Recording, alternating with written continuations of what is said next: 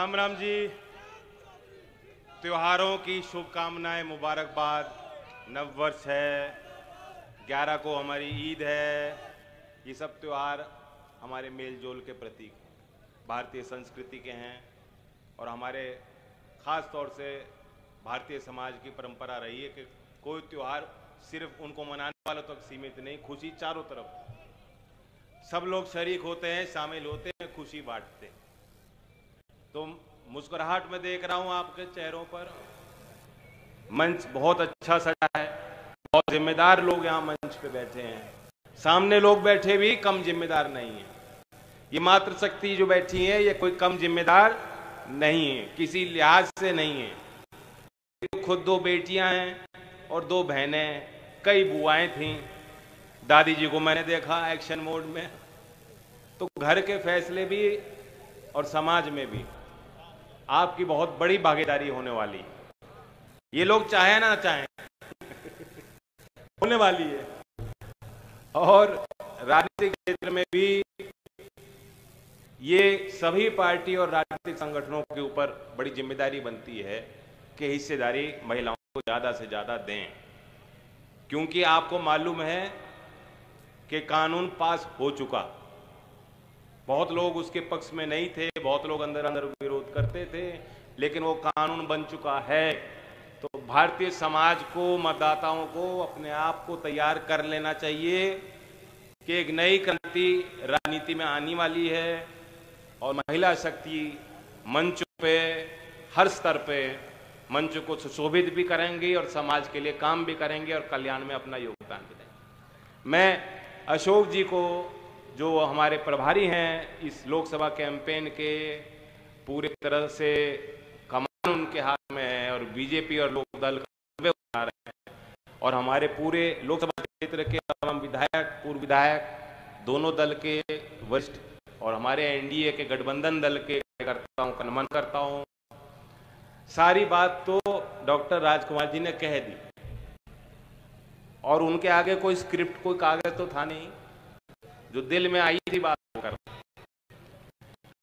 मैं उनको बहुत सालों से देख रहा हूं। डॉक्टर राजकुमार सांगवान जी ने आज शायद मेरी नजर में अब तक का सबसे लंबा भाषण दिया होगा। वो मंच पे बैठने की या अपने आप को वहां नंबर गिनाने की या मंच से बोलने की कहीं उनको होड़ नहीं थी। और एक आध बार मुझे याद है मैंने उनको टोका, जी डॉक्टर साहब बोलोगे कुछ समझने नहीं हो। आज बेहतरीन आप बोले हो डॉक्टर साहब, और हमें विश्वास है कि जो सीट चौधरी चरण सिंह जी की रही, जहां से चौधरी अजीत सिंह जी ने नेतृत्व किया, बहुत ईमानदार अच्छे छवि के लोगों को बागपत लोकसभा क्षेत्र ने चुना है, उस श्रृंखला में आपका नाम दर्ज होगा और लिखा जाएगा।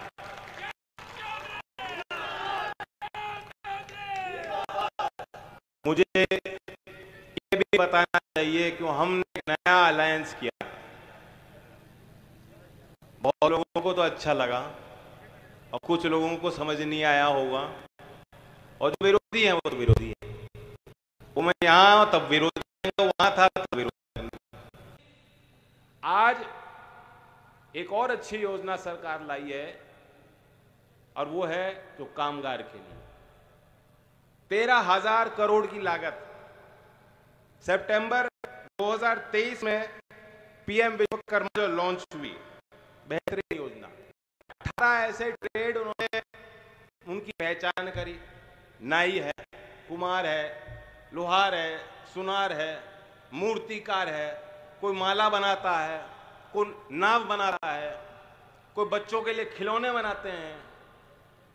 इससे पहले उनके लिए कोई योजना थी क्या? योजना बनाई कि उनको प्रशिक्षण कैसे मिलेगा।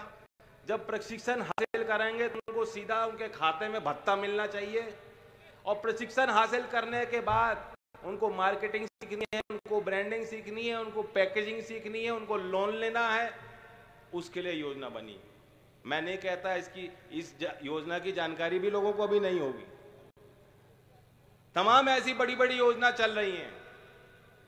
जब लोकदल के प्रतिनिधि पहुंचेंगे, जब एनडीए की सरकार दोबारा तीसरी बार बन के जाएगी, जब इन बारीकियों पे हम और आप नजर रखेंगे, जब गांव के लोगों को हम बढ़ चढ़कर हिस्सा उनको दिलाएंगे, हकदार बनाएंगे, अपने अधिकार के लिए वो सामने आएंगे, तो ये सारी योजना जो गरीबों के लिए बनती हैं, अति गरीब बनती हैं, उनमें कोई भेदभाव नहीं होता।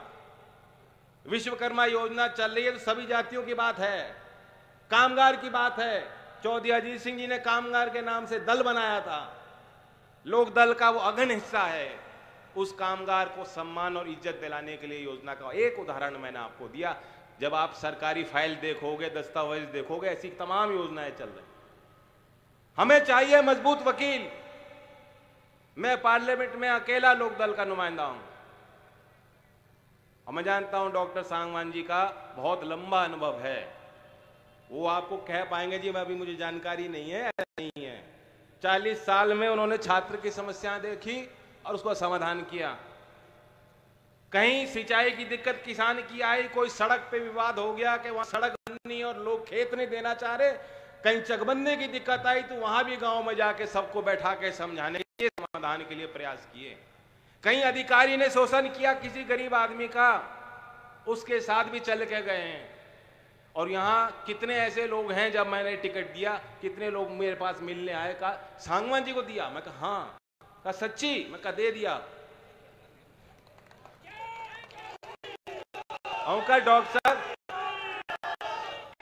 डॉक्टर साहब को तो मैं बहुत वर्षों से जानता हूं, बहुत वर्षों से मैं जानता हूं।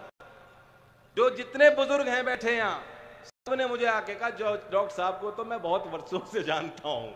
तो सब लोग जब डॉक्टर साहब को जानते हैं तो फिर आपका घर का चुनाव हो गया। इनके चुनाव का मुझे चुनाव लड़ाने में कोई फर्क है क्या?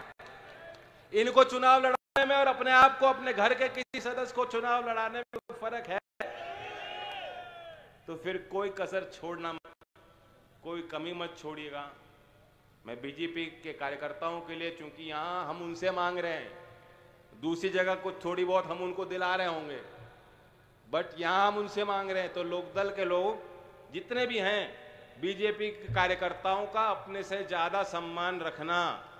जो हाथ नहीं जोड़ेगा उसे जीवन में नहीं मिलता, जीवन में उसको मिलता है जो दूसरों का सम्मान करते हैं। और यहां तत्पर हैं, तैयार हैं, उन्हें एक तस्वीर दिख रही है बड़ी बनती हुई। शायद वो हालात हमारे क्षेत्र के नहीं बन पाते अगर लोकदल और बीजेपी एक साथ नहीं आता। हमने सोच लिया, संकल्प कर लिया, अब हम लोग आए हैं, किसानों का भला कैसे होगा, किसान की जो समस्याएं हैं, क्योंकि हम खड़े हैं भोजपुर में, भोजपुर के यहाँ जो लोग हैं बहुत जागरूक हैं। हर मामले में इन्होंने आंदोलन भी किए और सफलता भी इनको मिली।